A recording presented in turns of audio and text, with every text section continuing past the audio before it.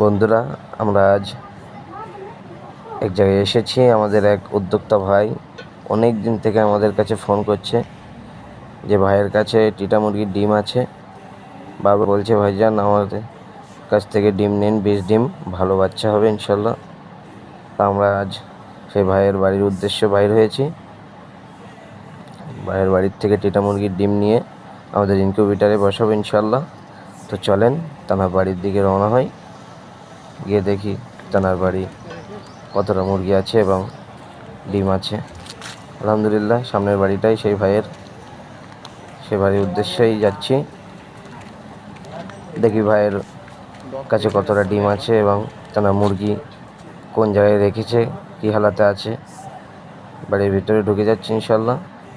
আস্তে আস্তে এসে শুনছি যে ভাই মুরগি ছাদের উপরে ঘর করে রেখেছে। তো আস্তে আস্তে ছাদের উদ্দেশ্যে যাই, গিয়ে দেখি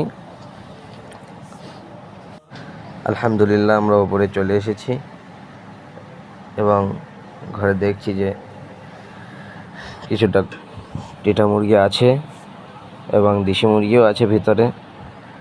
তালা মারা বলে আমরা আর খুলে ভেতরে ঢুকিনি। এবং দেখছি এদিকে একটা টার্কি মুরগিও আছে। আলহামদুলিল্লাহ, খুবই সুন্দর বাচ্চা, এখনও ছোট আছে, আরও বড় হবে অনেক। তো যাই, নিচের দিকে ভাই ডাকছে যে ডিম সাজাচ্ছে ঘরের ভিতরে।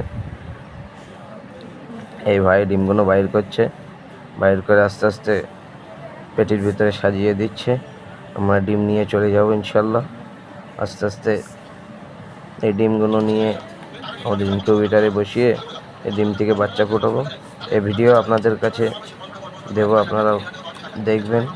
ভালো লাগলে সাবস্ক্রাইব করে দেবেন আমাদের চ্যানেলকে এবং লাইক শেয়ার করবেন। চলেন আমরা ডিম নিয়ে আস্তে আস্তে বাড়ির দিকে রওনা দেই।